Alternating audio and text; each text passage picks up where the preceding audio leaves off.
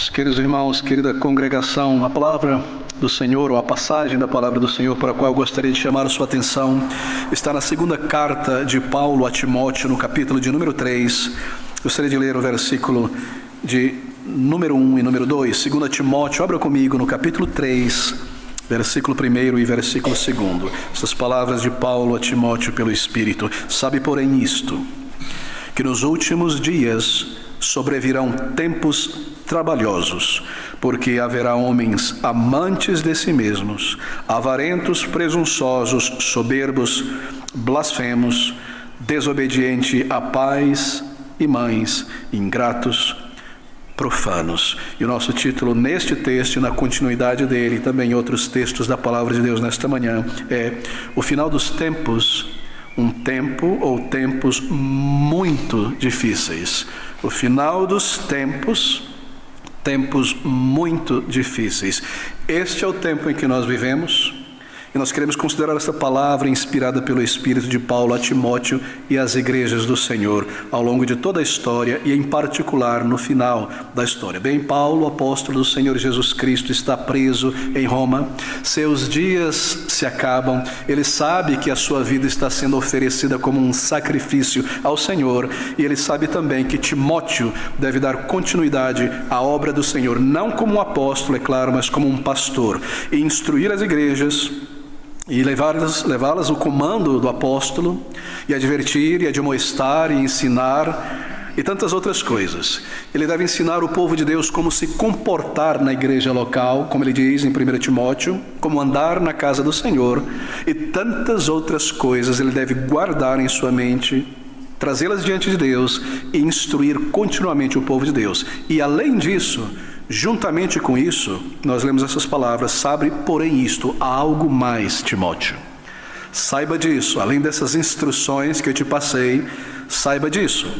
Esteja sempre atento a pensar, a observar e a fazer isso. Assim, Paulo, ele deseja que Timóteo faça duas coisas. Eu gostaria de chamar toda a sua concentração à palavra do Senhor e a manusear bem a Escritura, porque nós nos voltaremos a muitos textos para provar o que nós estamos considerando aqui. Ele deseja, que Timóteo esteja atento. Sabe, porém, sabe disso, esteja atento, perceba, não deixe passar da tua percepção algo tão grande assim, que nos últimos dias haverão períodos muito difíceis. Esta é a primeira coisa.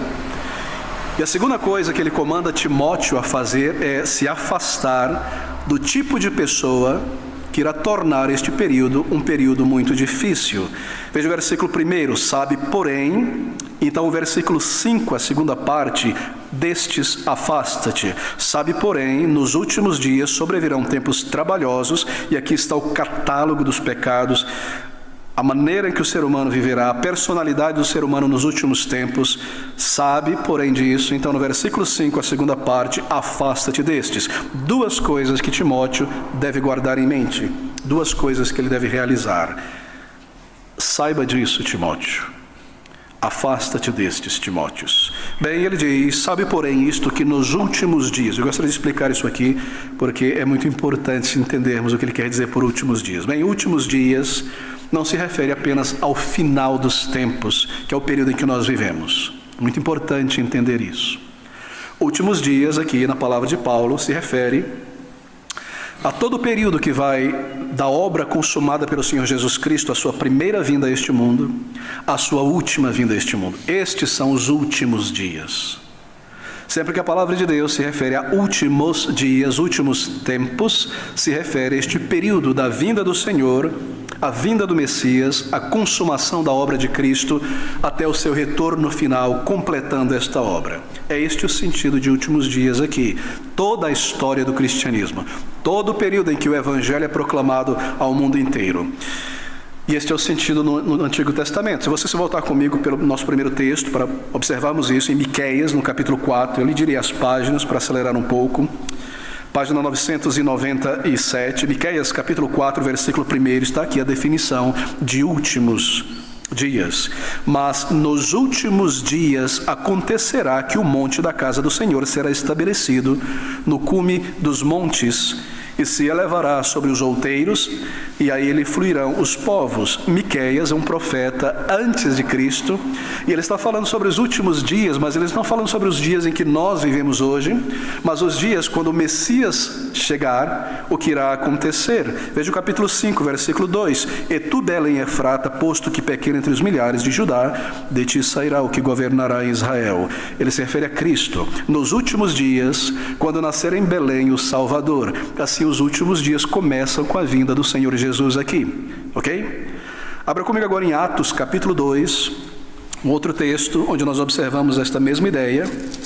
No versículo de número 17, página 1176, Lucas diz assim: E nos últimos dias, observe o que ele está fazendo, atento, ele está citando uma profecia de Joel. E nos últimos dias acontecerá, diz Deus, que o meu espírito, do meu espírito derramarei sobre toda a carne. E os vossos filhos e as vossas filhas profetizarão, os vossos jovens terão visões. O que ele está fazendo? Ele está citando o profeta Joel antes de Cristo, quando Joel diz que o dia de Pentecoste está incluso nos últimos dias, mas Pentecoste já passou. Isso quer dizer que os últimos dias iniciam-se com a vinda do Messias, o Pentecostes está incluso, e ele segue estes últimos dias até o final. Muito bem, 1 João capítulo 2, versículo 18, abra comigo esse texto. 1 João capítulo 2, versículo de número 18, página 1334, estas palavras: Filhinhos, é já a última hora. E como ouvistes que vem o anticristo, também agora muitos se têm feito anticristos, por onde conhecemos que é já a última hora. Vocês entenderam o raciocínio do apóstolo João aqui? Ele está dizendo, nós sabemos que o anticristo virá nos últimos tempos. E nós já vemos muitos anticristos aqui entre nós, negando a verdade, negando Cristo, negando a sua divindade, negando o seu sacrifício expiatório. E porque nós vemos isso acontecer, nós sabemos que já é os últimos tempos, que já é a última hora. Assim nós discernimos entre o período final, considere a vinda de Cristo e o seu retorno como o capítulo final da história da humanidade. E nós consideramos o próprio final deste capítulo, a última página e o último parágrafo, como o dia final. É importante não confundir os últimos dias do apóstolo Paulo, que está no plural, com o último dia declarado pelo Senhor Jesus Cristo, com referência ao final mesmo, a última página. Deixa-me mostrar essa diferença. Espero que você guarde, carregue isso com você. Você será confrontado muitas vezes em teu estudo e ouvir sobre essas questões. A Bíblia faz essa diferença. Não confunda os últimos dias plural do apóstolo Paulo com o último dia singular do Senhor Jesus Cristo. Abra comigo em João, capítulo 6, e depois nós compararemos com os últimos dias de Paulo. Aqui está o último dia do Senhor Jesus Cristo. João, capítulo 6, versículo 30, ele declara assim: Disseram-lhe, 30-40, disseram-lhe os discípulos: Que sinal, pois, fazes tu para que o vejamos e creiamos? Deixe-me ir direto ao texto. Versículo 40 e 39. E a vontade do Pai que me enviou é esta: que nenhum de todos aqueles que me deu eu perca, mas que o ressuscite no último dia. Percebeu? Esse é o final, essa é a ressurreição. Quando o Senhor entrar no tempo e no espaço novamente, lá no final, lá no parágrafo final, na palavra final, quando o último dos eleitos for recolhido para a igreja e Cristo voltar a este mundo, este é o último dia. Ele repete no versículo 40, porquanto a vontade daquele que me enviou é esta, que todo aquele que vê o Filho, crê nele, tenha a vida eterna, e eu o ressuscitarei no último dia. Versículo 44, ninguém pode vir a mim se o Pai que me enviou não trouxer, e eu o ressuscitarei, singular, naquele dia, um dia temporal de 24 horas no calendário humano, quando Cristo voltar no tempo, no espaço, a este mundo. Versículo 54, para afirmarmos: quem come a minha carne e bebe o meu sangue tem a vida eterna, e eu o ressuscitarei no último dia. Você pode ver o capítulo 11 Também, versículo 24, capítulo 12, versículo 48, está no singular, se refere ao ponto final da história, deste lado da eternidade, o retorno do Senhor. Este é o último dia singular, a volta de Cristo, que nós não podemos confundir com os últimos dias que se iniciam com a primeira vinda de Cristo e é concluído com o seu retorno. 2 Timóteo 3:1, então nós temos novamente o nosso texto. Paulo está falando agora no plural. Sabe, porém, isto, Timóteo, que nos últimos, plural, últimos dias sobrevirão tempos trabalhosos. E o que ele quer dizer é isto: que com a vinda do Senhor Jesus Cristo, com o período messiânico sendo inaugurado, por isso os últimos dias, toda a história anterior é profetizando a vinda do Salvador. Quando ele vem, inicia-se os últimos dias, até o seu retorno final, sua segunda e última vinda a este mundo. Haverão tempos, no plural, trabalhosos, períodos na história muito difíceis, muito dolorosos de se viver. E esta ideia, assim, sabe disso, atente para isso, Timóteo, para ensinar as igrejas, para que cada crente saiba disso em cada época. Sabe, porém, isto, que nos últimos dias sobrevirão tempos trabalhosos. Paulo deseja e comanda que Timóteo esteja atento ao fato que neste período final, últimos dias, o período em que nós estamos também, e períodos passados, até o retorno do Senhor Jesus Cristo, sobrevirão sobre a igreja, sobrevirão sobre o mundo tempos trabalhosos. Eles virão e eles passarão, então virão novamente, e passarão novamente, e voltarão a acontecer e cessarão novamente. Esse é o raciocínio, esse é o fluxo do raciocínio, a dinâmica do versículo. Sabe, porém, isto, que nos últimos dias sobrevirão tempos trabalhosos. Eles virão e eles cessarão, até que venha o último tempo mais trabalhoso e perigoso de todos, e o Senhor retorne. E cada período mais difícil, cada período de dificuldade, ou período trabalhoso, doloroso, será pior que o anterior. Se intensificará mais a impiedade em cada novo período trabalhoso, até que o último deles seja um período tão trabalhoso, de tamanha dificuldade e tribulação, e ele será concluído e cessado pela vinda do próprio Senhor Jesus Cristo a este mundo.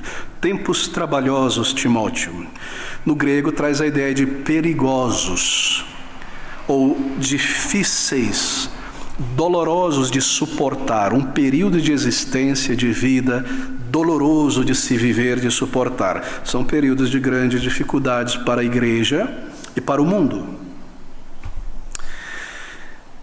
Abra comigo em 1 Timóteo capítulo 4, poucas páginas para trás, versículo 1 a 5. Observe o que Paulo diz a Timóteo. Mas o Espírito expressamente diz que nos últimos tempos, ao longo da história, desde a primeira vinda de Cristo até o final, muitos apostatarão da fé, dando ouvidos a espíritos enganadores, pela hipocrisia de homens que falam mentiras, tendo cauterizado a sua própria consciência, proibindo o casamento, etc, etc, etc. Versículo 4, porque toda criatura de Deus é boa, deve ser recebida com ações de graças em oração. Agora volte a 2 Timóteo 3:1. Sabe, porém, isto, que nos últimos dias sobrevirão tempos trabalhosos, porque haverá homens, e aqui segue o catálogo da impiedade. Em 1 Timóteo capítulo 4, versículo 1, Paulo está falando sobre os gnósticos, é claro, e suas falsas doutrinas. Ele se refere à igreja, como a igreja tomaria aos poucos a forma de catolicismo romano, ascetismo, monasticismo. Não faça isso, não toque nisso. A religião deixa de ser a vida na alma transformada, comunhão com Deus, a verdade, e se torna uma liturgia, se torna uma vida de coisas ascéticas, como vestir, o que usar, o que falar, esse passo, tocar nisso, etc, etc, etc, etc, etc. É difícil viver num tempo assim, não é? É difícil ser um cristão assim, não é? Pense sobre as seitas de nossos dias. Não toque, não coma, não vista, não olhe, não passe, não levante da cama no sabá. É isso, coisa difícil. E coisa difícil viver assim todos os dias. Então, essa iniquidade em forma de liturgia, ela se transforma em forma de impiedade no capítulo 3 de 2 Timóteo, versículo 1. As pessoas se tornam mais e mais ímpias.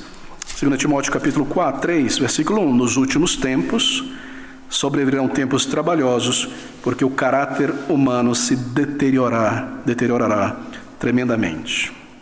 Assim, Timóteo deve estar atento Sabe, porém, isto, Timóteo, que nos últimos dias sobrevirão, como uma tempestade. As nuvens se escurecem, brilhos nas nuvens, relâmpagos, pequenos trovões, está aumentando, está escurecendo, você sente o cheiro da terra molhada, o vento, uma certa brisa, você sabe que está vindo temporal, as árvores estão balançando, será forte, e de repente sobrevém a chuva, sobrevém o temporal. Esta é a figura, esta é a imagem. Sabe, porém, isto, que nos últimos dias sobrevirão tempos trabalhosos, perigosos, dolorosos de se viver. Eles virão, eles prevalecerão com força por algum tempo, como a chuva, os relâmpagos, saraiva, granizo, muita desordem. E isso acontece ao longo da história, conforme a igreja apostata da verdade.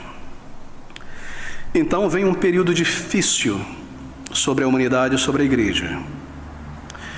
Esses períodos tomam forma ao longo da história, conforme a igreja visível se afasta da verdade. Então o julgamento do Senhor vem. E o Senhor pode julgar de muitas maneiras. Então ele cessa este período, ou com o reavivamento, ou com a punição daqueles que se afastaram da verdade ou perseguem a igreja. Você pode pensar sobre o início da igreja, o primeiro século, a glória da igreja, simples, firmada na verdade, vivendo uma vida reta diante de Deus, proclamando o evangelho, vivendo para Cristo e o seu retorno. Aos poucos, a apostasia. Então Deus pune esta igreja visível com o catolicismo romano. Que tempo de trevas, não é? E terror, a Bíblia escondida, liturgias e rezas e orações aos mortos, isso e aquilo, e todo tipo de coisa. Então o Senhor cessa este período com a luz da reforma protestante, trazendo a palavra de volta às pessoas. Então, novamente, a igreja aos poucos começa a se afastar da verdade, liberalismo teológico, todo tipo de coisa. Então, tempos difíceis começam a sobrevir sobre a igreja novamente. São vários períodos, queridos amigos, períodos difíceis, e um mais difícil do que o outro, historicamente falando, sobrevém sobre a igreja. Eles virão, eles passarão, e eles são concluídos por Deus, até que o último período doloroso, trabalhoso, que sobrevirá à igreja, ao mundo, será concluído pelo retorno do Senhor Jesus Cristo. O próximo sempre pior que o anterior, e conforme o Senhor Jesus Cristo nos ensina em Mateus capítulo 24, sempre intensificando. Você percebeu a dinâmica da resposta de Cristo aos discípulos em Mateus 24? Ele diz, não se preocupe quando as pessoas disserem isso, Cristo está ali, haverá dificuldades, haverá isso, haverá guerra, e você percebe como isso vai intensificando em seu discurso, até que todas estas coisas que aconteciam de maneira esparsa, uma entre a outra, décadas ou séculos, uma guerra aqui, uma catástrofe acolá, décadas se passavam, todas estas coisas começam a acontecer simultaneamente. A água está fervendo, a água está borbulhando, a intensificação aumentou. E este é o período em que nós vivemos, quando todas estas coisas estão acontecendo ao mesmo tempo: guerra, peste, calamidade, morte. Assim nós sabemos que vivemos em tempos perigosos, e nós sabemos também que não somente vivemos no período final, mas no final do final. Essa é a ideia, queridos irmãos. Assim, observe essas palavras. Sabe, porém, isto, Timóteo, que nos últimos dias sobrevirão tempos trabalhosos. Por quê? Por quê? Porque haverá homens, e aqui segue então um grande catálogo. E por homens aqui não quer dizer homem em contraste com mulher, pessoas, homens e mulheres. É o termo antropos, pessoas. Porque haverão pessoas, homens e mulheres, vivendo neste período trabalhoso. E são estas pessoas destes períodos que causarão este período. Muito importante marcar isso. Sabe, porém, Timóteo, que nos últimos dias sobrevirão tempos difíceis, dolorosos, trabalhosos, porque haverão pessoas, e estas pessoas é quem causarão este período difícil de se viver. Versículo 2. Portanto, haverá homens amantes de si mesmos, centrados em si mesmos, homens e mulheres. Sempre houve, mas será intensificado, uma quantidade muito grande. Que dias são estes que nós vivemos? Eu, meu, minha vida, meu interesse, meu bem-estar, minha prosperidade centrado em mim mesmo. As pessoas não estão andando por aí com um espelho a todo tempo, olhando para si mesmo, mas vivem para si, para a sua proteção, para o seu bem, para o seu querer. Homens amantes de si mesmos, avarentos. Você percebe a conexão entre um problema e outro? Porque eles amam a si mesmos, elas amam a si mesmas, então elas desejam muito ter dinheiro. Porque como é que eu vou produzir o bem, oferecer o bem e o conforto, eu, para mim, se eu não tiver grana? Assim eu começo a amar grana, eu quero ter, eu tenho que ter, porque eu amo a mim mesmo, eu quero me envolver e me colocar e me centrar em tudo aquilo que é bom, que eleve o meu ego, que me coloque em um patamar maravilhoso. Assim eu me torno avarento, eu preciso destas coisas. Amantes de si mesmo, avarentos, presunçosos. E conforme eu me entrego a uma vida em torno de mim mesmo, em busca do dinheiro, normalmente a consequência é que eu me acho superior às pessoas. E eu presumo que eu sou, por essência, melhor do que os outros. Soberbos é a consequência natural, por palavras, por ações, por gestos. Quão terrível, queridos amigos. Não sei se tem sido a sua experiência nesses dias, mas muitas vezes você tem que se submeter ao serviço de um profissional em nossos dias, e é o que tem sido compartilhado comigo por outras pessoas. Já passei por algumas experiências, muitos dos irmãos também, e você tem que lidar com alguém que irá prestar serviço, e essa pessoa é um profissional. Mas é talvez um profissional jovem que não tem uma experiência de vida, ou um membro da geração Y, que acabou de sair da faculdade, um médico, por exemplo. Estou citando várias áreas, mas escolhendo uma. E você chega e tem algumas coisas a dizer, e você é tratado como nada, nem ao menos olhando na tua cara. E se você sugere alguma coisa, diz que outro médico disse aquilo, eu confio no meu estetoscópio, eu confio nisso. E logo depois se descobre um monte de problema que não foi percebido, não foi visto. Por quê? Porque eu amo a mim mesmo. Eu sou eu sou maravilhoso. Ou um advogado, ou um professor, ou um funcionário público. Essa é a nação, é o período em que nós vivemos. É difícil, não é? É difícil, é doloroso viver com gente assim na padaria, no médico, no hospital, na prefeitura, motorista de ônibus, em sua volta. Todo mundo centrado em si mesmo. Eu sou superior, eu sou fantástico, eu sou maravilhoso. Eu não ouço, não vejo para você. O que interessa é a mim mesmo. São os dias que Paulo declara a Timóteo que sobrevirão, têm sobrevindo ao longo da história e se manifestam com maior intensidade em nossos dias. Eu não estou acusando nenhum médico em particular aqui, e é uma profissão maravilhosa, abençoada por Deus, mas eu estou falando sobre a natureza do ser humano. Por que serão tempos difíceis? Por causa das pessoas vivendo nesses tempos difíceis. E o que caracteriza o ser humano neste período? Amantes de si mesmos, avarentos, presunçosos, soberbos, blasfemos. E blasfemos aqui não é a ideia que nós temos hoje na língua portuguesa apenas de algo contra Deus, mas no original traz a ideia de injúria, tanto contra Deus quanto contra qualquer outro ser humano. E que dias de injúria nós vivemos? É o que mais se ouve e se vê. Injúria para cima e para baixo, injúria nos debates, injúria nas conversas, injúria nos jogos, injuriando a torta e a direita. Que nação terrível, que dias terríveis, em todo o mundo isso. Blasfemos, desobediente à paz, preciso mencionar isso, explicar isso. Ingratos aos pais. Uma coisa está conectada aos outros, porque não reconhecem todo o trabalho, todo o tempo, toda a paciência que foi dedicada. Eu chego a uma certa idade, eu sou dono do meu nariz, eu faço o que eu quero, não presto conta para ninguém, não me interessa. Ingratos, profanos, não fazem diferença alguma entre santo e não santo. O nome de Deus é achovalhado. As coisas de Deus, e você vê isso no meio evangélico, jovens e crianças e adultos com linguagem baixa sobre coisas santas, sem afeto natural. Sabe que a afeição natural é esse respeito por uma outra pessoa como ser humano. Um afeto como o pai tem pelo filho, o ser humano tem por outro, por ser a imagem e semelhança de Deus. Acabou. E se você está no chão, está sangrando, a pessoa passa de longe e diz: opa, você está vivo, segura a tua bolsa aí, hein, porque alguém pode roubar, eu vou embora, eu não quero saber, eu cuido da minha vida, eu não sinto nada, não importa se você está fazendo mal, se tem alguém em condição difícil aqui. Sem afeto natural.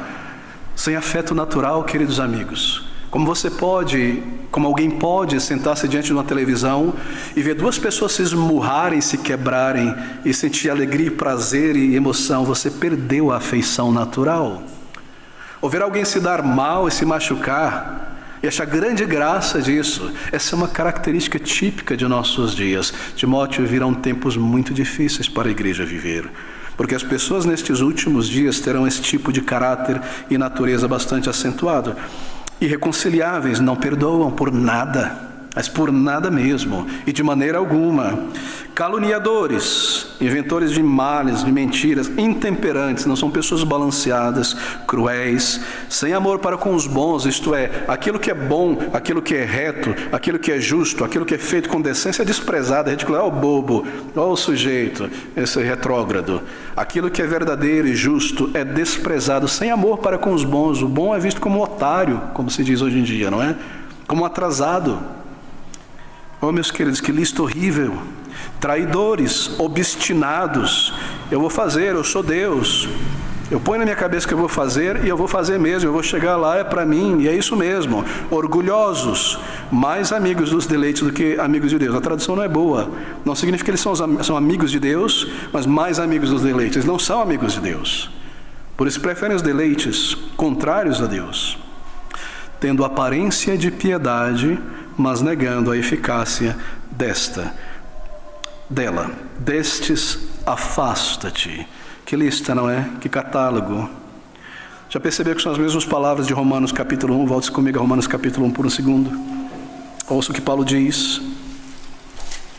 Romanos capítulo 1, versículo 29, depois de uma grande lista. Estando cheios de toda iniquidade, observe com o paralelo desta lista com 2 Timóteo: fornicação, malícia, avareza, maldade, cheios de inveja, homicídio, contenda, engano, malignidade, sendo murmuradores, difamadores, aborrecedores de Deus, o que é o mesmo que mais amante dos deleites do que Deus, injuriadores, soberbos, presunçosos, inventores de males, desobedientes aos pais e às mães, nécios, infiéis nos contratos, sem afeição natural, irreconciliáveis, sem misericórdia. O versículo 28 declara: como eles não se importaram de ter conhecimento de Deus, apostasia, assim Deus os entregou a um sentimento perverso para fazerem coisas que não convém, estando cheios, e aqui segue a mesma lista de 2 Timóteo. Deus os entregou. Deus soltou o freio de mão deles. Deixou que fossem ladeira abaixo.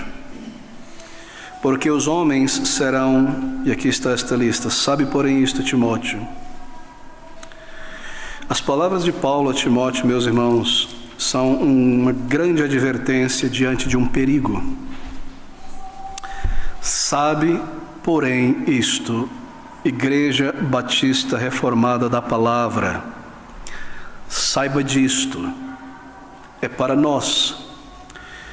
Timóteo, além das exortações, dos comandos a serem dados, ensinando ao povo de Deus como andar na casa de Deus, deve também saber disso. Ensinar, advertir o povo de Deus do perigo iminente. Assim, Paulo escreve a Timóteo, escreve a nós sobre estes tempos dos fins, muito difícil de viver. Bem, o que caracteriza então um período muito difícil, perigoso de se viver, trabalhoso, como na tradução aqui? Qual é a característica? Gostaria de dar 3 características deste período e desdobrá-las no tempo em que nós temos diante de nós.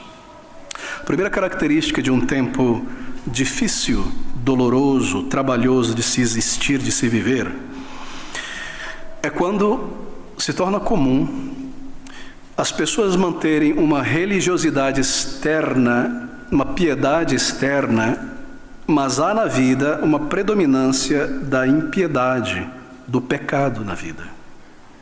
Quando nós vemos isso acontecer, uma religiosidade externa, piedade externa, mas vivendo em pecados, então nós sabemos que essa é uma característica de um período muito difícil de se viver.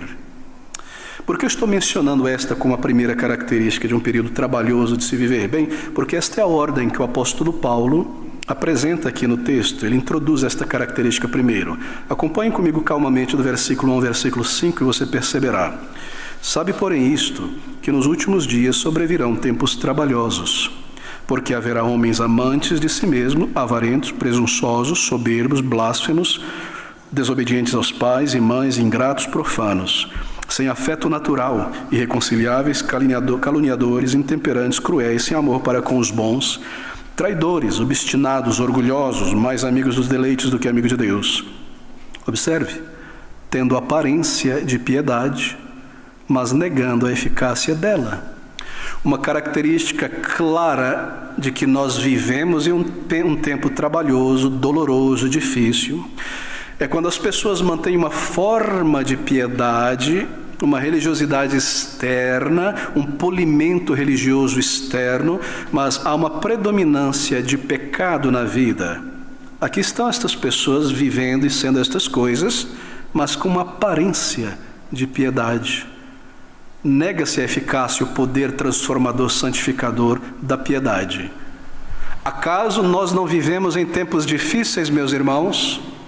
Quantos em nossos dias, quantos enchem congregações e respondem as perguntas que você quer ouvir porque já aprenderam, e tem uma aparência de piedade e educação, mas esta piedade não tem poder em suas vidas, além de serem mortos e frios para com Deus e a obra de Deus e o amor por Deus. O pecado está ali dentro, sendo alimentado. Eu quero isso, eu quero o mundo, eu me inclino para as coisas deste mundo, eu considero nas coisas deste mundo.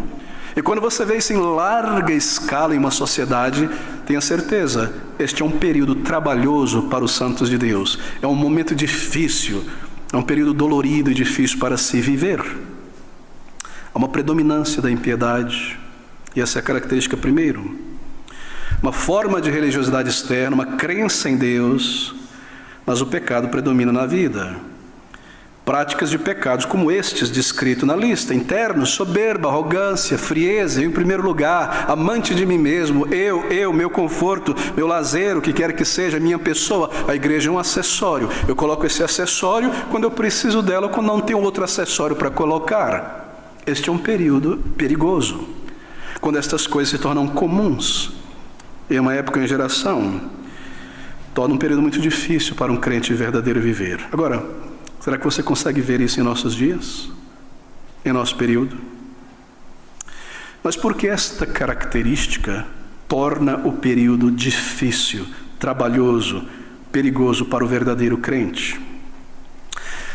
Torna um período difícil por conta da capacidade infecciosa dessa característica de uma religiosidade externa, negando o poder dela, mas o pecado sendo consumido na alma. É muito infecciosa essa postura, muito mesmo.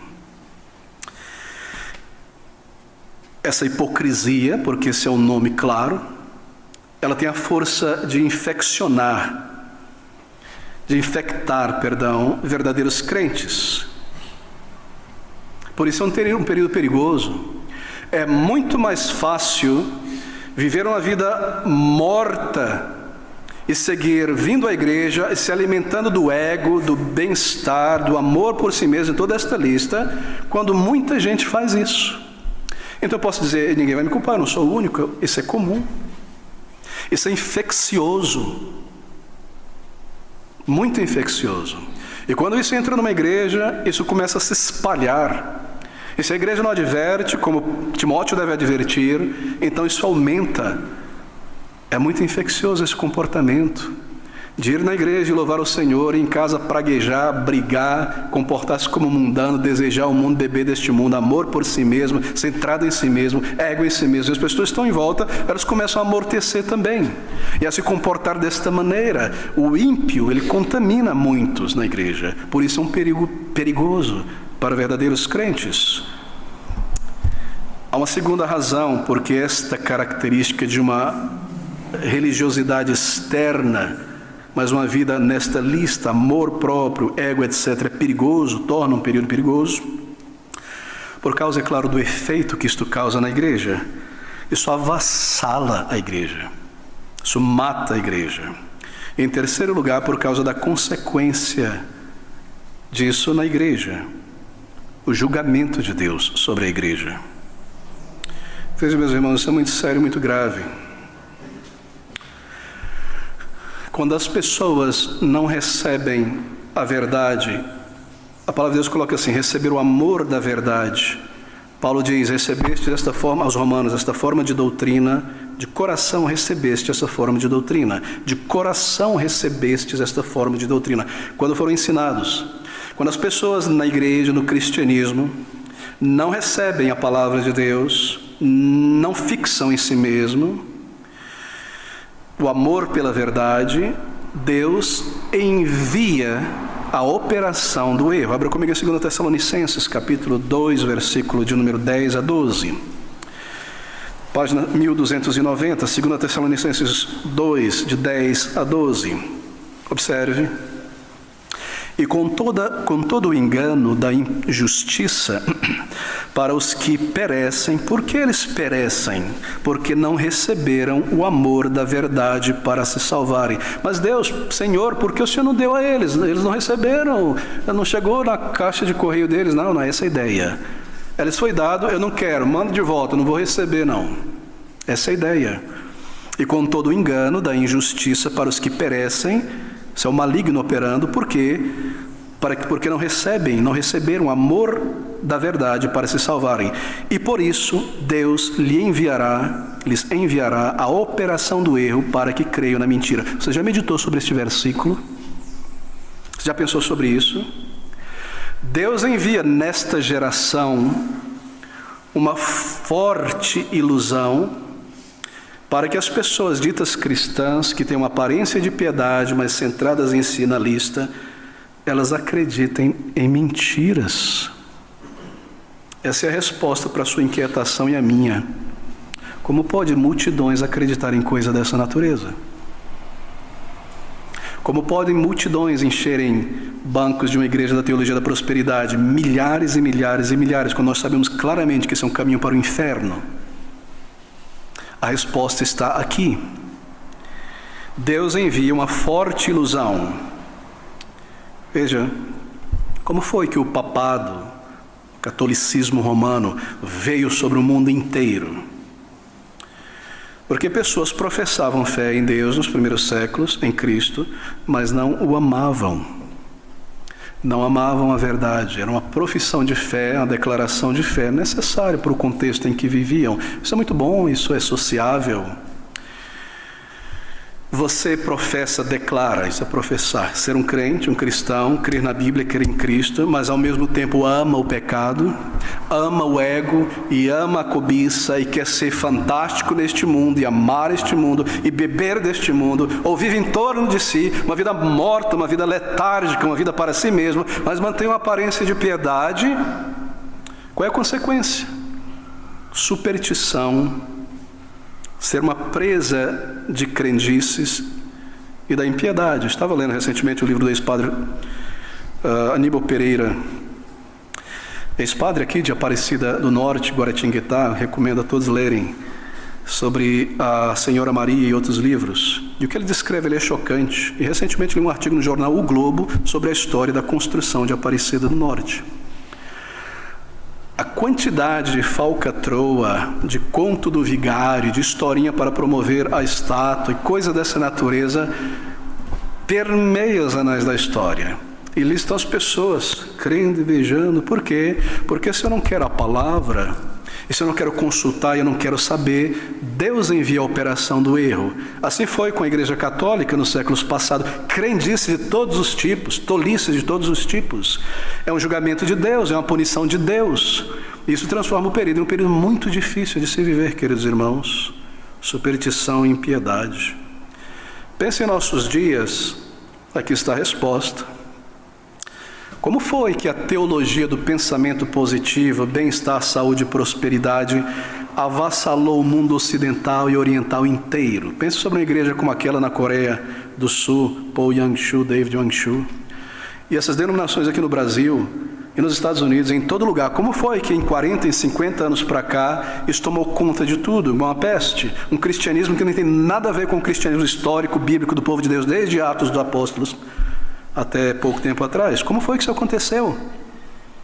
Aconteceu da seguinte maneira: pessoas cristãs nominais, culturais, professando uma fé em Deus, em Cristo, mas que não amam a palavra de Deus. E qual é a certeza que não amam? Porque não meditam nela.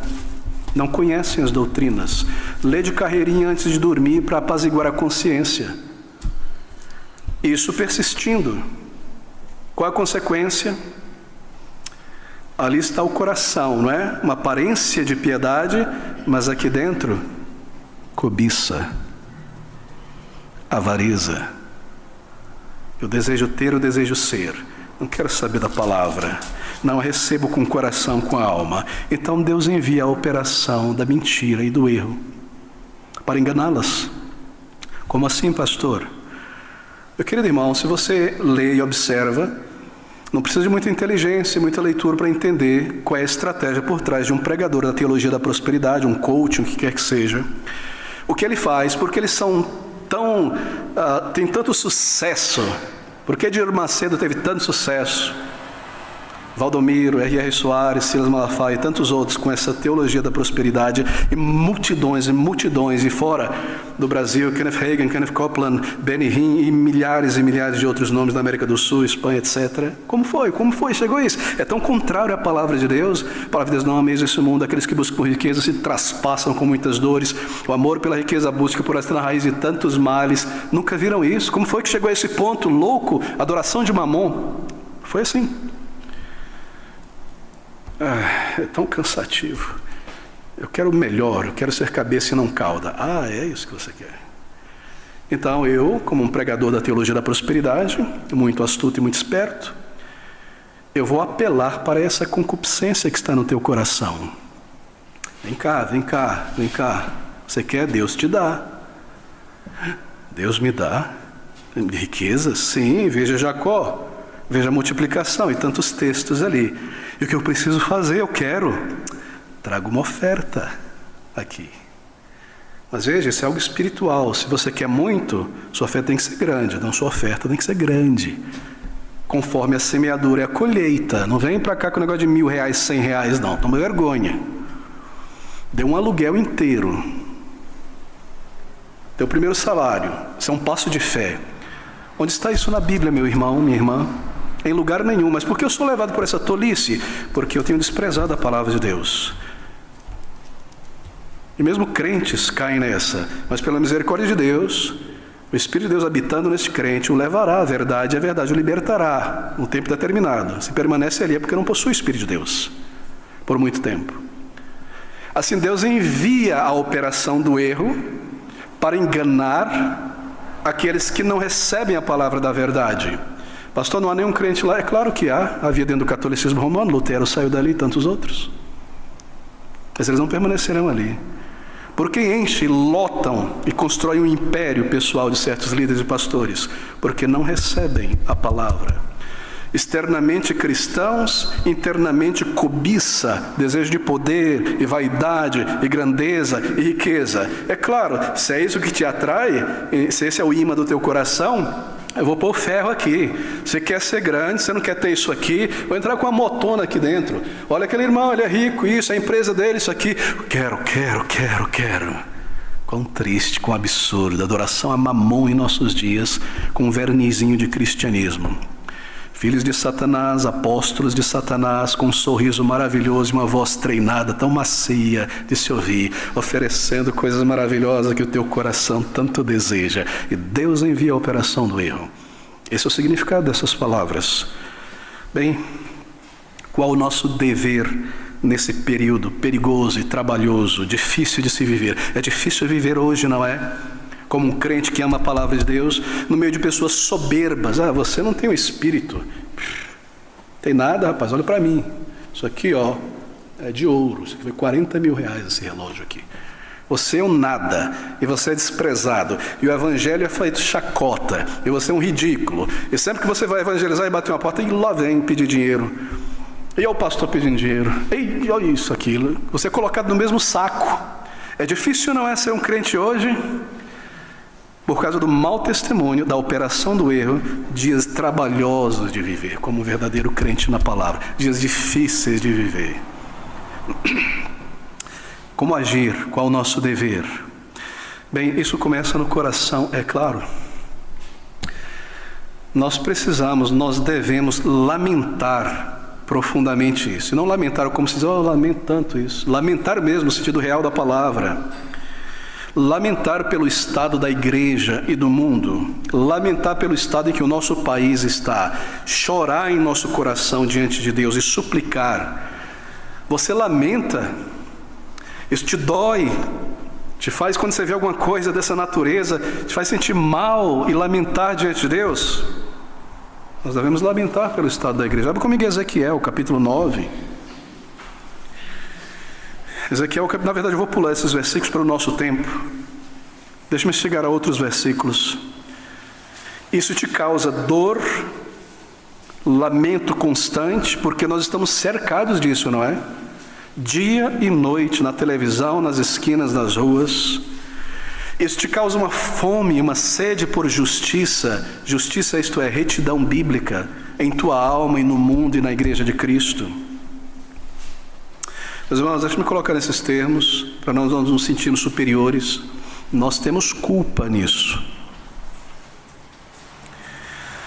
Se a nossa postura ao ver estas coisas dia e noite tem sido apenas de observar elas na internet, o estado em que elas se encontram, para ver o que vai acontecer, onde é que essas coisas vão chegar, e nós não lamentamos amargamente em nós, então nós temos culpa nisso.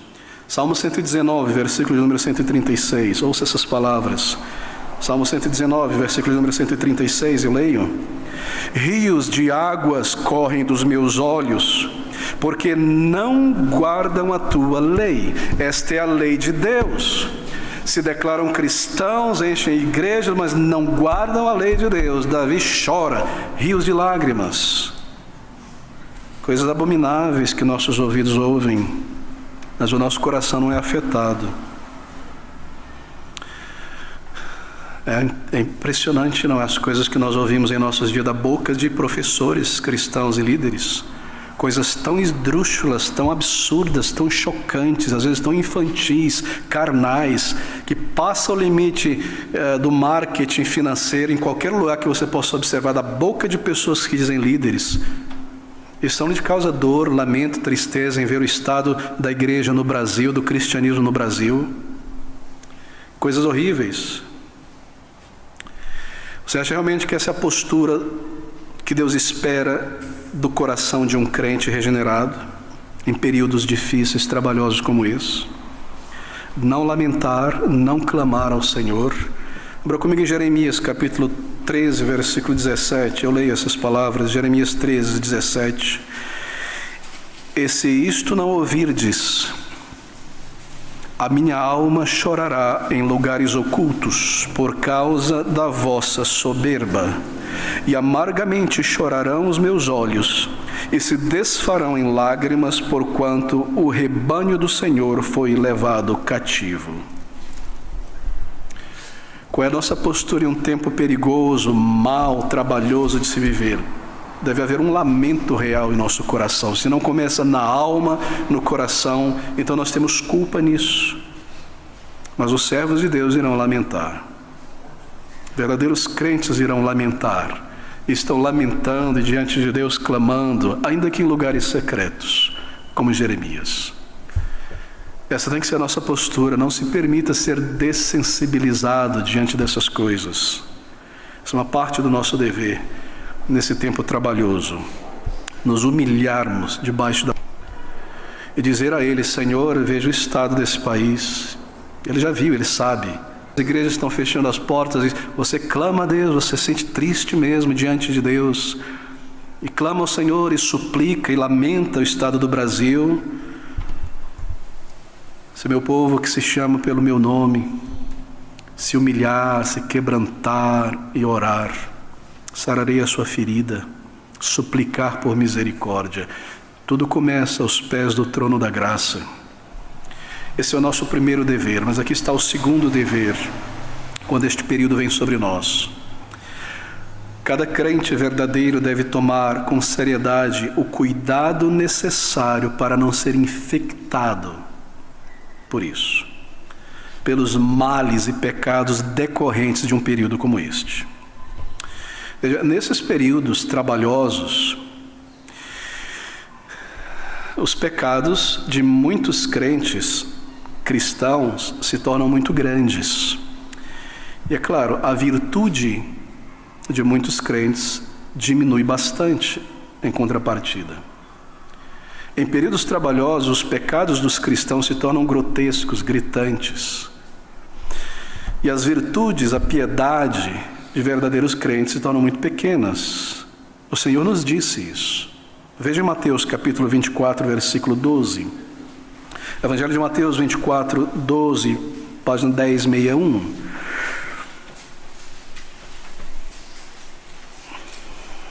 Mateus 24, 12. E por se multiplicar a iniquidade, o amor de muitos esfriará. Sobre o que ele está falando aqui? Sobre os últimos dias. A iniquidade se multiplicará. Que iniquidade? Serão amantes de si mesmo, avarentos, arrogantes. Isso se multiplicará. O pecado de supostos cristãos e do mundo aumentará, e as virtudes de crentes verdadeiros diminuirá. E por se multiplicar a iniquidade, o amor de muitos esfriará. Você imaginaria, você esperaria que o aumento da iniquidade no mundo, na verdade, levaria o povo de Deus a amarem mais a palavra de Deus, a amarem mais a verdade, a pureza da igreja e amarem mais uns aos outros, não é verdade? Mas o Senhor diz, não, é o contrário. É por isso que são tempos difíceis. Porque conforme a iniquidade aumenta no meio evangélico cristão e no mundo, diminui-se o amor pela verdade na igreja, pela santidade da igreja, pelos irmãos. O Senhor declarou isso. E há alguma razão para isso? Sim, há. Em períodos quando crentes, ou melhor, quando cresce a iniquidade, você já observou isso acontecer, sobretudo em dias de internet, em períodos em que a iniquidade se torna grotesca, o povo de Deus parece ter uma opinião muito leve, desenvolver uma opinião muito baixa, leve, sobre a iniquidade. É impressionante, não é? Conforme a iniquidade aumenta, nós temos a tendência de diminuir nossa opinião sobre a gravidade do pecado. Jeremias 36, versículo 20, o profeta Jeremias fala sobre isso. 36, 20, diz assim. Observe, eu lerei do versículo 20 ao versículo 24. Eu gostaria que você atentasse muito, queridos, para isso. Jeremias 36, 20. Foram ter com o rei ao átrio, mas depositaram o rolo, isto é, a profecia de Jeremias escrita, na câmara de Elisama, o escriba, e anunciaram aos ouvidos do rei todas aquelas palavras. Então enviou o rei a Jeudi para que tomasse o rolo, e Jeudi tomou da câmara de Elisama, o escriba, e leu, isso é a profecia de Jeremias, e leu aos ouvidos do rei e aos ouvidos de todos os príncipes que estavam em torno do rei.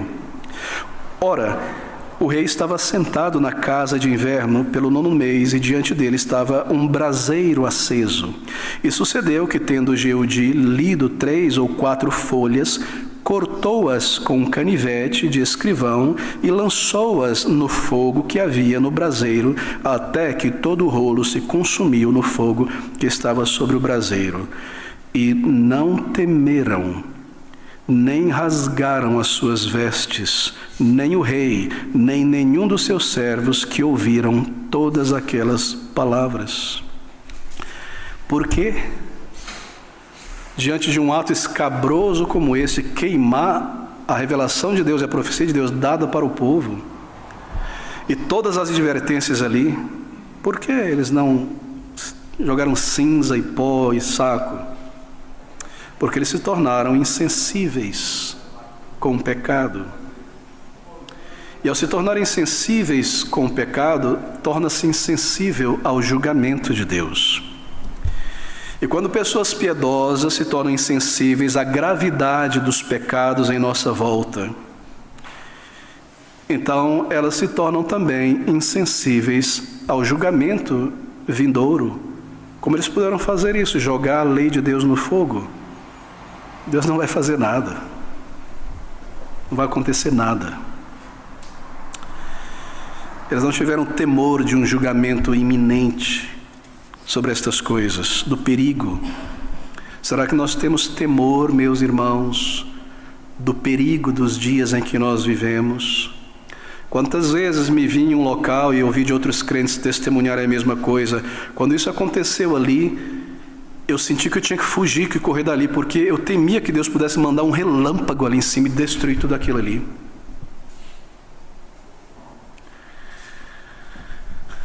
O que aconteceu? Nós nos tornamos em nossa geração dessensibilizados ao pecado em nossa volta. Por que é que crentes continuam na internet vendo coisas abomináveis? Porque estão dessensibilizadas ao pecado. Porque crentes continuam ouvindo e lendo coisas referentes ao reino de Deus, à palavra de Deus, ao povo de Deus, coisas santas, maltratadas, achovalhadas, motivos de piada e historinha em nome de Deus, ou coisas terríveis que acontecem no mundo e neste meio, imorais, violentas e más, e continuam, porque se tornaram dessensibilizadas à gravidade do pecado diante de Deus. Se isso está acontecendo conosco, esta é a resposta, a razão. Eu me tornei insensível ao pecado. Por que é que a homossexualidade invadiu todos os cantos e igrejas e coisas abomináveis são praticadas e vistas com naturalidade? Porque nós nos tornamos insensíveis a este pecado grotesco, grande na palavra de Deus. A palavra de Deus nunca usa o termo homossexualidade, ela usa o termo sodomia. É sodomia isto. Mas é meu amigo, é meu primo, é sodomia o nome disso. Nós não detestamos as pessoas, mas sim o pecado e queremos alcançá-las. E como pessoas podem compartilhar e celebrar estas coisas, reconhecendo um status pecaminoso, porque nós nos ficamos dessensibilizados ao pecado. Esse é o resultado da infecção. Se espalha por toda parte e assim torna os tempos muito difíceis de viver. Pessoas que professam serem cristãs se permitem a prática de muitos pecados. Isso é comum no meio gospel, é comum no meio católico, é comum hoje em dia em igrejas históricas. São exemplos absurdos que podem se dar aí de cantores evangélicos. Recentemente chegou à minha mão uma entrevista de um cantor que ficou famoso no Brasil, chamado Kleber Lucas. E você compara o início da vida desse jovem, humilde, etc., na sua maneira, e como a sua vida hoje, em centro de candomblé, em imoralidade, em bebida, todas as religiões valem. E de uma outra chamada Aline alguma coisa, e de um jogador X e de um jogador Y, que se dizem cristão, usam uma faixa de cristão. Recentemente um jogador chamado Neymar, alguns anos atrás, Jesus, Jesus, Senhor, Senhor, e pego com uma prostituta que tentou fazer um escândalo lá para tirar muita grana dele. Onde nós estamos torcendo para essas pessoas, ouvindo essas coisas, nós estamos dessensibilizados dessas coisas horríveis aos olhos de Deus. E esse é um sinal de um período difícil de se viver para um verdadeiro crente. A imoralidade, a imundícia é comum em nossos dias. A vaidade, a sensualidade, a arrogância é comum em nossos dias. E nós nos permitimos ver coisas e ficar ali contemplando, porque nos tornamos insensíveis à maldade dessas coisas. Mas veja, amigo, aqui está o perigo, por isso é um período perigoso. Ao nos tornar insensíveis ao pecado, nós nos tornamos insensíveis ao julgamento de Deus. Porque a gravidade do pecado não muda para Deus, nem o seu julgamento, embora eu tenha diminuído. Essa é uma advertência da palavra de Deus. Esse é o resultado da infecção. Há uma outra razão dessa infecção, em períodos perigosos. Pessoas que professam a fé no Senhor, crentes cristãos, e se permitem a prática desses pecados. Bem, por que isso infecciona? Porque as pessoas começam a se comparar com outras pessoas que cometem pecados piores do que elas. E assim elas se permitem pecados menores nas suas vidas. Sempre vem na mente, poxa, mas você vê o estado da igreja, aquele irmão, isso é grotesco, eu não chego nem ao pé disso. Então está tudo bem para mim. Isso é auto-engano, isso é insensibilidade. Bem, eu não ando em excessos, é claro. E porque eu não ando em excesso, assim, eu me considero menos pecador. Deus não vai me julgar por isso, por aquilo. Afinal, eu estou na igreja, eu louvo com fervor, externalidade. Eu me tornei insensível àquilo que é abominável a Deus. Eu não sou um pecador que vive em excesso, embora eu vivo na omissão do meu dever como um crente, em conformidade com o estilo deste mundo, muita concupiscência. Eu me aprovo em uma vida morta, em uma conformidade com este mundo morto.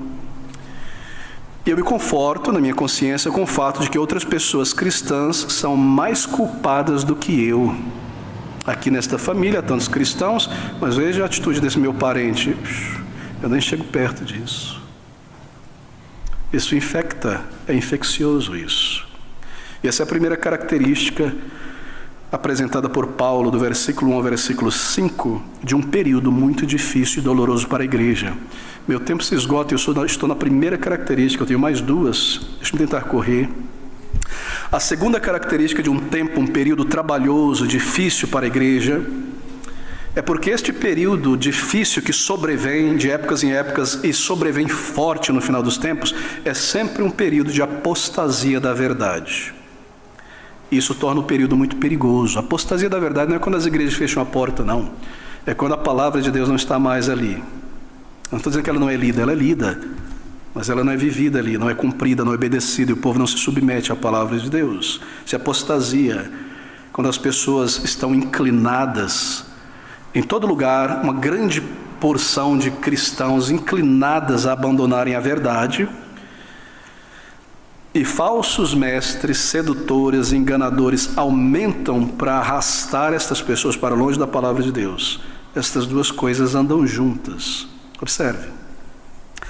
Quando as pessoas na sociedade, esse é o caso do Brasil hoje e em todo o mundo, quando muitos e muitos dito cristãos têm uma certa inclinação para com facilidade se afastar da verdade, dos princípios da verdade, e ao mesmo tempo, em paralelo, pipoca o número de falsos líderes por todo lugar e aumenta, pessoas que vão conduzir as pessoas para mais e mais longe da verdade, essas coisas andam juntas. Por quê? Bem, quando você vê o aumento no número de pregadores seduzindo pessoas com falso ensino, de qualquer natureza, enganadores, arrebatando multidões sob o seu ensino, você vê isso? Muitos, à torta e à direita. Então saiba que neste período isso está acontecendo, muitos enganadores aparecendo, porque há uma inclinação, uma disposição na mente das pessoas para se afastarem da verdade. Por isso que surge também falsos líderes para levá-las a, no coração do cristianismo, do chamado povo de Deus, cristãos externos, uma tendência mais fácil de se desatar da verdade, se afastar dela. Assim, naturalmente, aumenta o número de falsos líderes. Assim, quando há uma inclinação para o erro, para se afastar da doutrina, da verdade, eles desejarão sedutores e os seguirão facilmente. E é claro, lembre-se, há nisso a mão de Deus e a mão do diabo também. Porque Deus, judiciosamente, em julgamento, deixa as pessoas quando ele vê que elas estão cansadas da verdade. E Satanás se aproveita da ocasião e levanta enganadores espirituais à torta e à direita. E isso torna este período de existência para o crente um período trabalhoso, perigoso, doloroso, difícil de viver. Paulo escreve sobre isso para Timóteo no capítulo 4 de 1 Timóteo, no versículo 1, eu releio rapidamente estas palavras: mas o Espírito expressamente diz que nos últimos tempos apostatarão alguns da fé, dando ouvidos a espíritos enganadores e a doutrinas de demônios, pela hipocrisia de homens que falam mentiras, tendo cauterizado a sua própria consciência. Pedro adverte aquelas pessoas a quem ele escreve no capítulo 2, 2 Pedro 2:2. Veja o que ele diz. E muitos, deixa eu voltar ao versículo 1, e também houve entre o povo falsos profetas, como entre vós, cristãos, haverá também falsos doutores, mestres, pregadores, pastores, que introduzirão encobertamente heresias de perdição e negarão o Senhor que os resgatou, que eles diziam lhes ter resgatado, trazendo sobre si mesmo repentina perdição. E, versículo 2, e pouquíssimos seguirão as suas dissoluções, né? E muitos seguirão as suas dissoluções, pelos quais será blasfemado o caminho da verdade. Porque quando você vê muita falsidade, muito autopromovido teólogo e líderes disso e daquilo, ensinando o erro, é porque já há no coração uma inclinação deste período, desta geração, para se afastar da verdade. É isso que Paulo está dizendo e Pedro está dizendo. Como é que nós podemos saber que há na mente das pessoas uma inclinação para se afastar desse texto, da palavra de Deus, da verdade de Deus revelada? Como saber que isso está acontecendo na cabeça de alguém? Uma tendência nesses períodos trabalhosos? Bem, há várias maneiras de julgar e de observar isso. A primeira delas está aqui em 2 Timóteo, nosso texto, capítulo 4, versículo 3. 2 Timóteo 4, 3. Sem afeto natural, irreconciliáveis, caluniadores, intemperantes, sem amor para com os bons. E aí ele segue dizendo, traidores obstinados, perdão, eu estou no texto errado, é 1 Timóteo, nosso capítulo 4, versículo 3, desculpe. Pela hipocrisia de homens que falam mentiras, tendo cauterizado a sua própria consciência. E aqui ele segue proibindo o número de coisas, etc, etc, etc, etc. E nos é dito, no contexto, que eles têm coceira nos ouvidos, comichões nos ouvidos. Quem tem comichão no ouvido aqui? O falso líder? O ouvinte. O que ele está dizendo é isso aqui. Quando as pessoas ditas cristãs ficam cansadas da sã doutrina, quando as pessoas ditas cristãs elas sentem que a mensagem ela é pesada, essa mensagem eu não aguento mais, ouvir esse evangelho todo domingo, essa história de perdição, de humilhar-se debaixo da poder, estou cansado disso. Quando as pessoas ficam cansadas da sã doutrina, quando a sã doutrina se torna para elas algo comum, uma mesmice, já ouvi isso muitas vezes, cansado de ir naquela igreja, só essa mesmice, não fala nada sobre a política de hoje, sobre a eleição, sobre o que está acontecendo, é só essa mesmice, a verdade, o ensino, a doutrina, arrependei-vos, crede, Cristo, último caminho, santificação. Eu estou cansado dessa mesmice. Quando as pessoas se tornam cansadas da sã doutrina, e a doutrina é pesada demais, ou ela é muito direta, ou ela é muito exigente, ou uma coisa ou outra que lhe satisfaça, então, eles desejam ouvir algo novo, algo diferente, algo que o satisfaça, o contente, porque as sã doutrinas para eles é insossa, é uma piedadezinha, não afeta em nada. Então, este é um sinal de que nós estamos em uma época, irmãos, em que a mente de uma pessoa está inclinada para se afastar da sã doutrina. Essa é a primeira razão. A segunda razão é quando as pessoas perdem o poder e a eficácia daquilo que elas creem em sua vida diária. Embora mantenha-se a religiosidade, aquilo que elas creem não afeta a vida, não transforma a vida, não muda o caráter, os pensamentos. A piedade, o crer, na verdade, não tem uma eficácia de santificar, de transformar, de mudar o comportamento. Nada.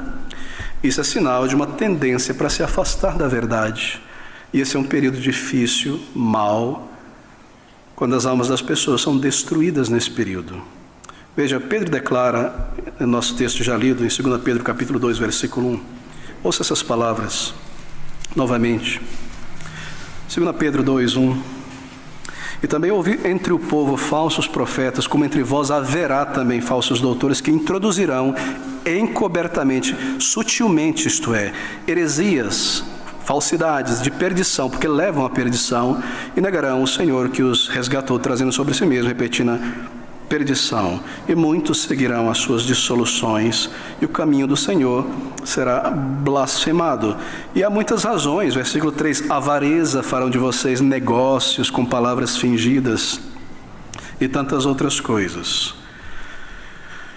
Meu querido irmão, minha querida irmã, não pense nesta manhã ouvindo este pastor, porque tudo está tranquilo ali nas ruas, que nós não estejamos vivendo em um período trabalhoso e perigoso somente porque o Estado não está invadindo as igrejas com fuzil e arrastando pastores e crentes para a cadeia. Não pense que nós não estamos vivendo em um período como esse, trabalhoso, perigoso, doloroso e difícil.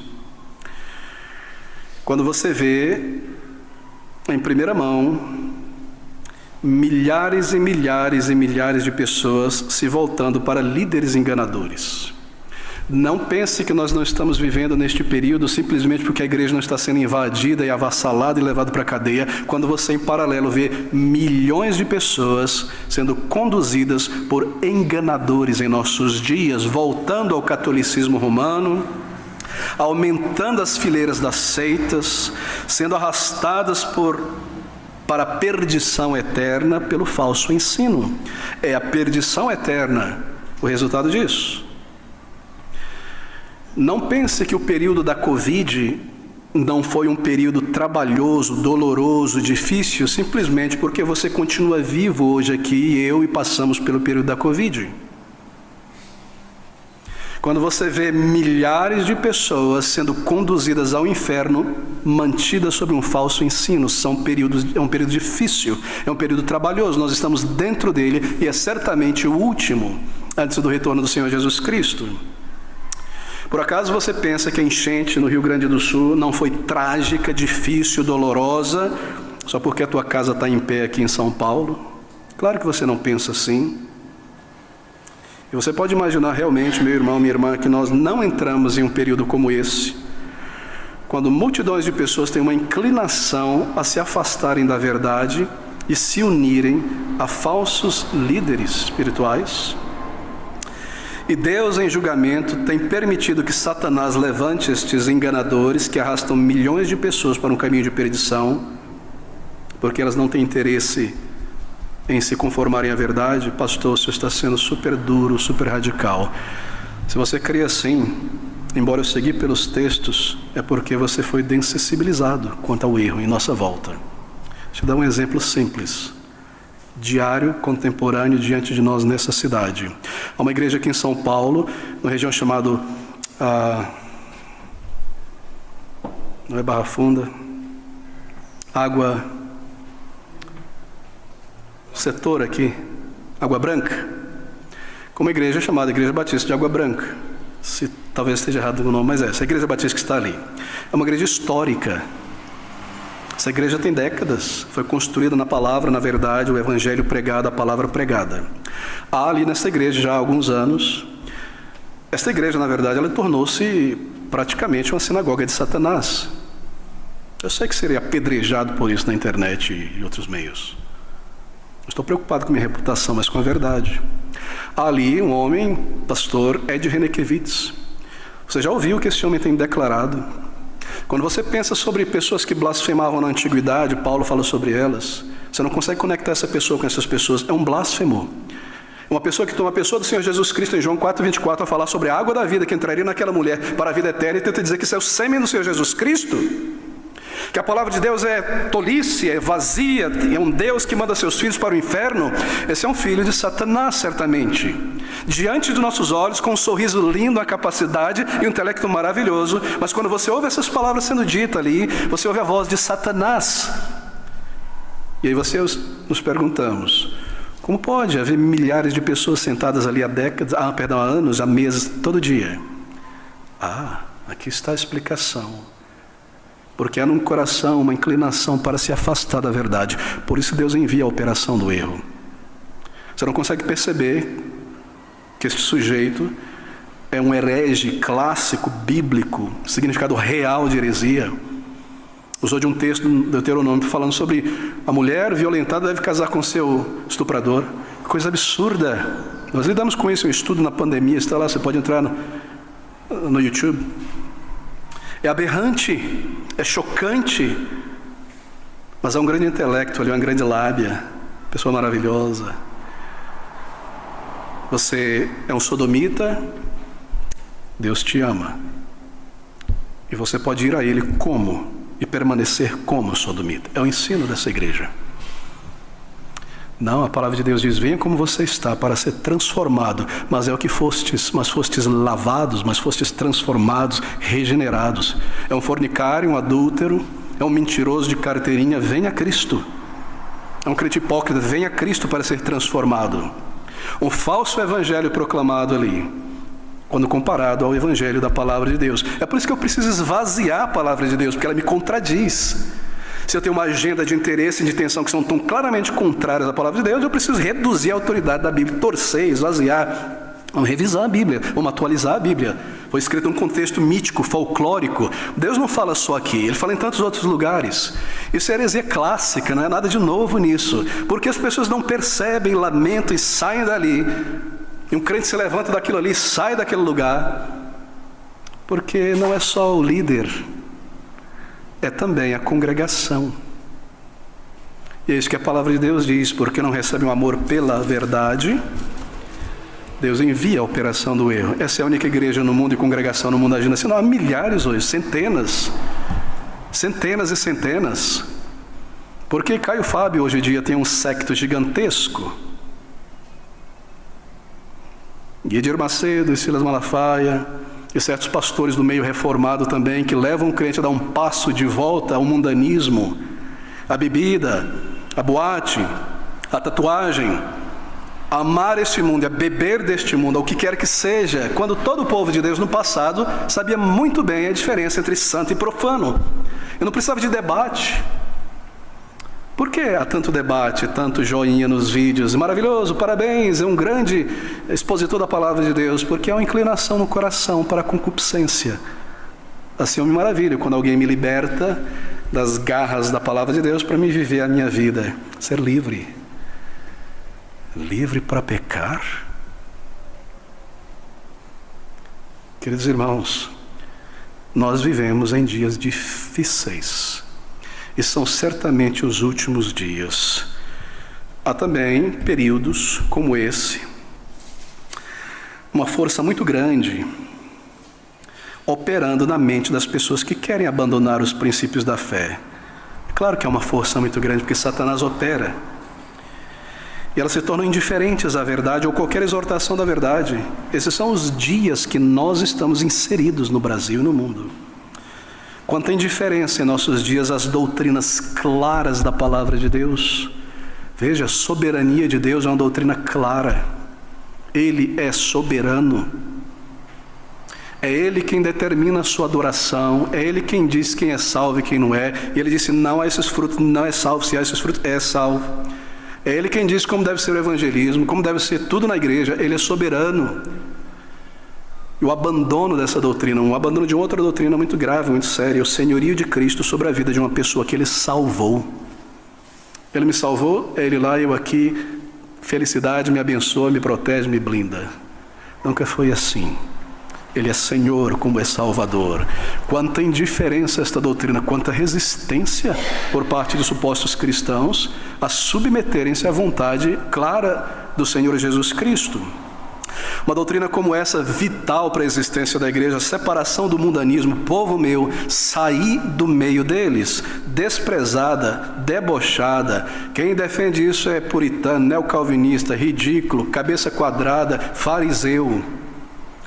Quão triste, meus irmãos, uma doutrina clara, que santificação significa consagração a Deus e separação do mundanismo. Claro.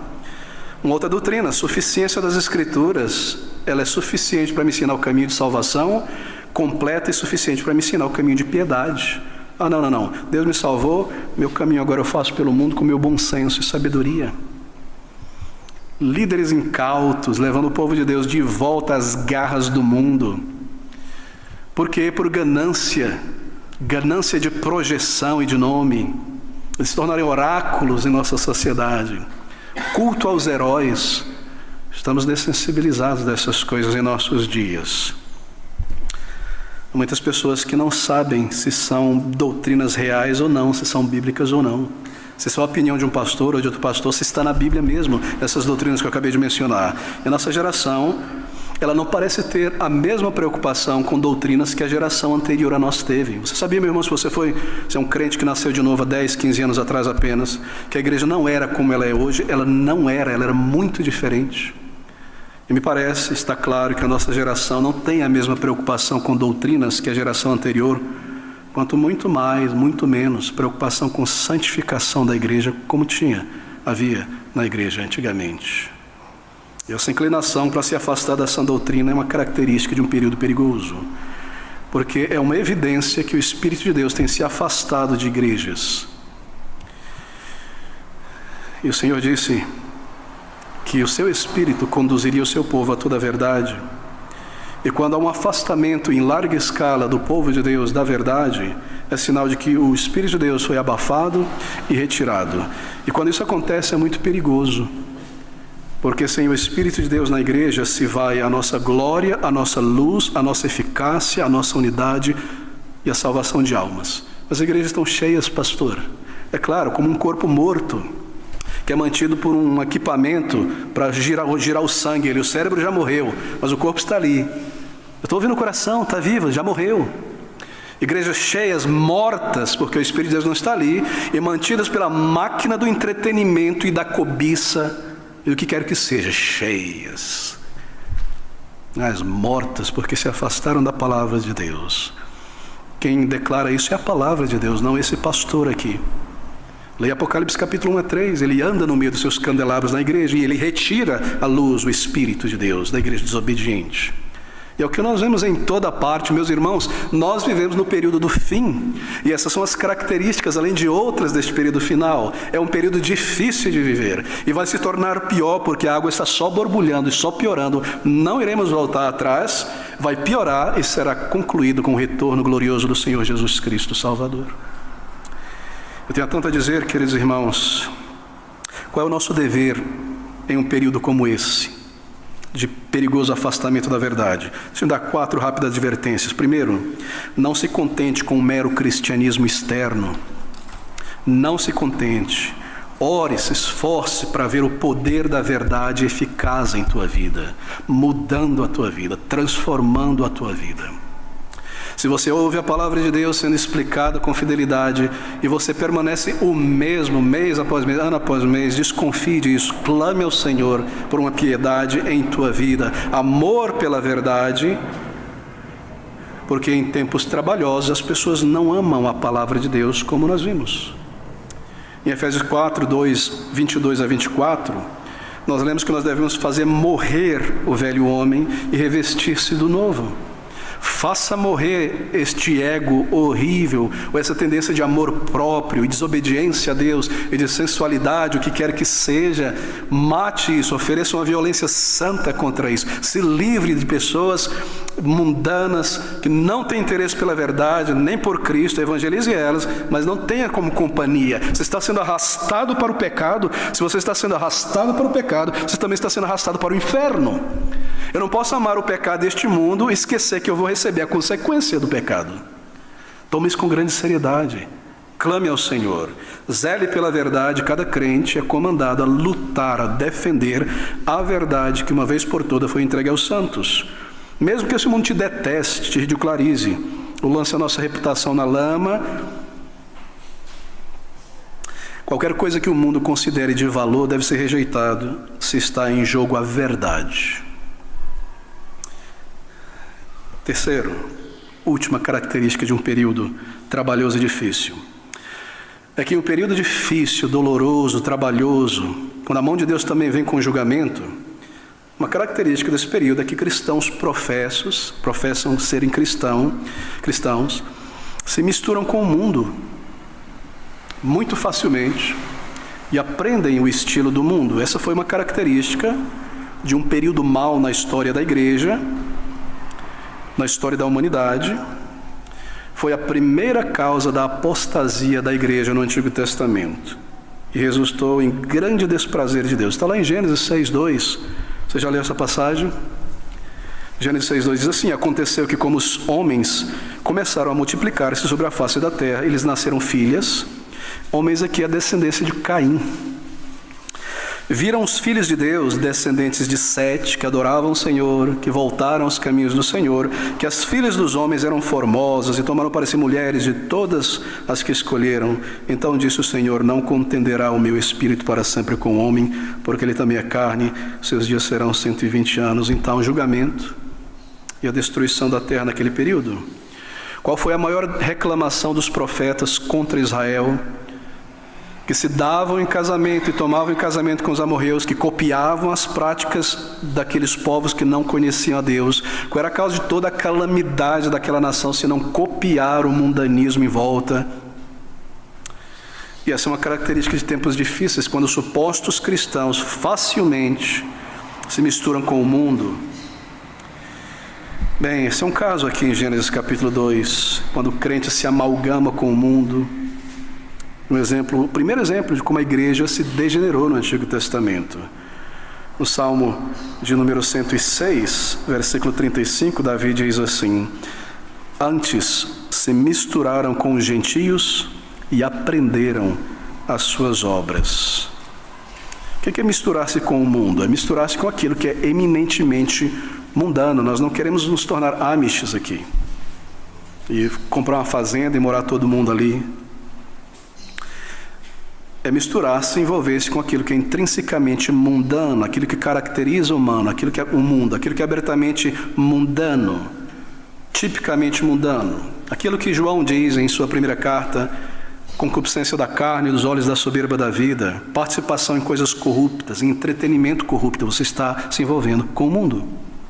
Beber da cultura decadente, orgulhosa, sensual, maligna, fantasiosa, supersticiosa deste mundo, pela cultura, ou pela música, ou o que quer que seja. Eu estou me envolvendo, eu estou me misturando, eu estou ouvindo e bebendo o que o mundano bebe e tem prazer. Participação em coisas corruptas, como debates em fóruns de maledicência, onde há nada mais do que maledicência, grupos de interesse de conversações decadentes, conversações frívolas, vãs, caracterizado pela baixeza, pelo ridículo. Você observa os debates políticos de hoje em dia? Baixeza, ridículo, apelido, imundície, independente da aula, direita ou esquerda, é o que você vê. Você bebe disso, tem alegria e prazer e bate papo e compartilha com isso. Você está bebendo deste mundo. Aquilo que caracteriza este mundo: a arrogância, a imoralidade, a soberba, o amor próprio, o desprezo pelos outros, desdenho, chacota, padrões morais, o nome de Deus sendo usado de qualquer maneira. Outra maneira de se envolver com o mundo: copiar os modismos e as modas deste mundo, com as quais os mundanos se vestem e usam para se projetar, se exibir. Veja, é uma pessoa tola, para não dizer que é cega, que se diz cristão, mas não consegue perceber em si, ou em alguém que está agindo assim, se vestindo assim, que há ali a concupiscência da carne, dos olhos e a soberba da vida, no modo de vestimenta mundano. É realmente cego para não ver. É porque eu me tornei insensível. Meus irmãos, tudo aquilo que promove e projeta o corpo é sensual. Tudo aquilo que o esconde não é. Tudo aquilo que projeta glória e majestade e beleza é sensual, sensual dos sensos. Apela para os sensos. Uma calça colada no corpo, eu não preciso te dizer que isso é sensual, isso é carnal. Isso é produzido por uma mentalidade de um alfaiate mundano, sodomita, no passado. Roupas com decote, eu preciso lhe dizer isso, porque você usaria uma roupa com decote ou colada no corpo, você sabe muito bem o que você está fazendo. Mas eu não faço isso de maldade, mas você está se tornando um tropeço. Meu irmão, jovem, rapaz, você se veste para promover a sensualidade do seu corpo, suas partes pudentas, o que quer que seja. Isso é copiar o mundo. E no mundo está carimbada a concupiscência da carne, dos olhos, da soberba da vida. Eu me misturo com o mundo assim, de maneira desleixada e carnal. Nós estamos falando sobre princípios aqui. Quando cristãos se dão a imitar o modismo e a tendência do mundo, então está claro que nós vivemos em um período difícil, trabalhoso. Quando é comum alguém ir na frente dirigir o louvor com a calça apertada ali, parte do corpo de fora, não é problema diante de todo mundo, a gente está acostumado, a gente vê isso na novela, na rua, no ônibus, em casa, em todo lugar. Nós desensibilizamos, e esse é um sinal de que nós vivemos em períodos difíceis. É difícil, não é?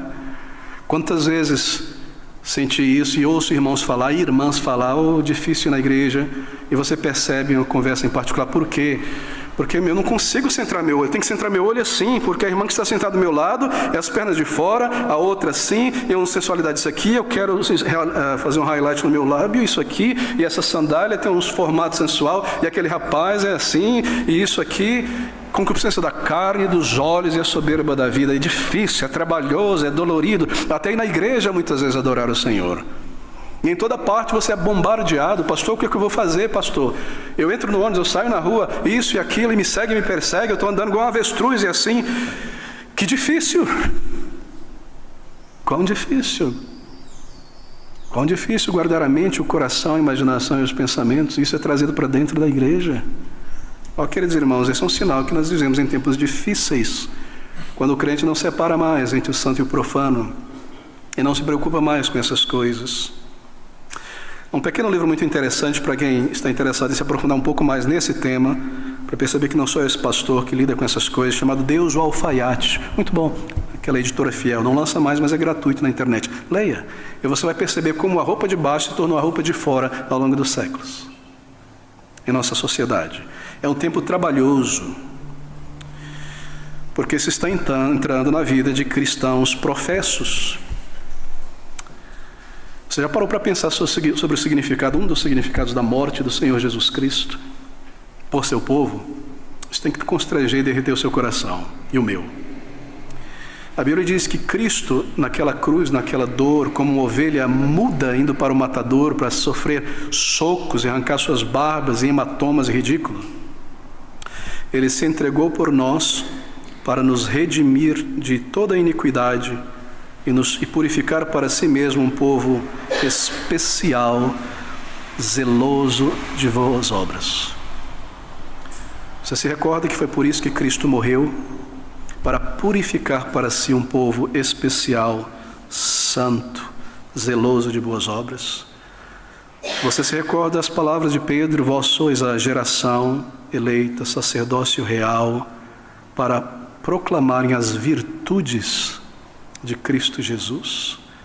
Quais são estas virtudes? Cheio de graça e verdade, santificação. Nós somos salvos para isso, para a santificação. Sede santos porque Deus é santo. Meu querido irmão, meu querido amigo, não se iluda. Deus não receberá no céu ninguém que Ele não tenha santificado na terra. Pense sobre a morte do Senhor Jesus Cristo. O propósito daquelas dores terríveis do Filho de Deus, para nos santificar, um povo diferente do mundo, para proclamar neste mundo decadente, última geração, que Ele é santo, que Ele é glorioso, que Ele é verdadeiro. Ele tomou sobre si o desprezo, a ira dos homens, a crueldade de Satanás, para salvar um povo para si, e o seu povo se lança de volta ao mundo, se misturando com o mundo. E o pior, menosprezo, desonra, tudo isso lançado sobre ele, deu a sua própria vida, derramou o seu sangue, e eu retorno para o lugar para me namorar e me copiar e me conformar com aquilo, o lugar do qual Deus me tirou. O resultado, querido amigo, de desprezar a obra de Cristo desta maneira são muitos, e há advertências sérias. Você se declara um cristão, mas vive uma vida de vaidade e concupiscência. Sabe o que é isso? Uma vida de amor próprio, centrada em si mesmo, e eu me declaro um cristão. Bem, eu vou dizer o que é isso. É nada mais do que uma estratégia sofisticada para conduzir alguém ao inferno.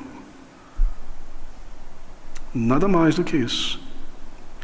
Porque eu consigo apaziguar, de certa maneira, a minha consciência, me auto-iludindo, enquanto eu sigo para o inferno sem um fruto de uma nova vida dentro de mim. Se você irá persistir em ser como o mundo, então lembre-se que você também deve levar à sorte o destino deste mundo. Pesquise na Bíblia qual será o destino do mundo. Quais são os pensamentos de Deus sobre este mundo decadente? Se eu persisto em ser como o mundo, então eu terei o final que o mundo terá. São muito sérias essas palavras. Deus não irá separar estas coisas porque eu tomei uma externalidade cristã. Nós temos estudado muito nas últimas semanas sobre santificação da mente, do coração, o perigo da frieza, da queda, do mundanismo. Não retornarei a isso, mas deixe-me resumir. A palavra do Senhor, primeira característica de um período difícil, doloroso, trabalhoso, quando as pessoas mantêm uma forma de religiosidade externa, piedade externa, mas uma predominância de pecado, vida centrada em si mesmo. Segunda característica, um tempo trabalhoso, quando as pessoas são inclinadas em grande quantidade a deixarem a verdade, e falsos mestres, enganadores e sedutores surgem a todo lado para arrastar então essas pessoas para longe da verdade de Deus. Essas duas coisas sempre andam juntas em todas as épocas. Terceira característica de um tempo trabalhoso, difícil, cristãos professos se misturando tranquilamente com o mundo, copiando o mundanismo, aprendendo o estilo de vida e desejando e ansiando esse estilo de vida mundano. Irmãos, quando nós vemos o mundo assim, e a igreja externa assim, crentes professos assim, frieza, pessoas aprendendo o caminho do mundo e justificando, nós sabemos que são dias maus, dias trabalhosos, perigosos. E nós devemos lançar nosso coração na palavra de Deus. E a nossa alma falar com Ele em oração. E santificar Cristo em nosso coração. Ele, como Ele é, sua pessoa. E rejeitar este mundo. E oferecer uma violência santa contra qualquer complacência e tendência a este mundo. E defender a verdade da palavra de Deus. Se você irá se tornar sensível espiritualmente aos tempos em que nós vivemos, então guarde isso. Você deve evitar tudo e qualquer coisa que seja uma vida centrada em si mesmo. Sem essa mortificação constante, nem os anjos, nem os profetas irão te tornar sensível aos tempos, aos dias em que nós vivemos, sensível ao ponto de agir e de responder a Deus. Ore que o Senhor torne sensível a tua mente, teu coração, atento, desperto. Ore ao Senhor, clame ao Senhor. Então, se 1000 caírem à tua direita e 1000 caírem à tua esquerda, Deus permita que você permaneça em pé, honrando ao Senhor. Um santo nestes últimos dias em que o mal e a mentira levam as pessoas com toda a força. Você já meditou naquela palavra que, se possível fosse, até os eleitos de Deus seriam levados? Imagina aqueles que pretendem ser cristãos. Ore ao Senhor e aponte a tua oração nessa direção. A nossa igreja deve apontar a nossa oração nessa direção. E o Senhor nos mantenha desperto e nos preserve nestes últimos dias. E assim nós vamos poder dizer com honestidade diante de Deus, com honestidade, sinceridade: vem, Senhor Jesus.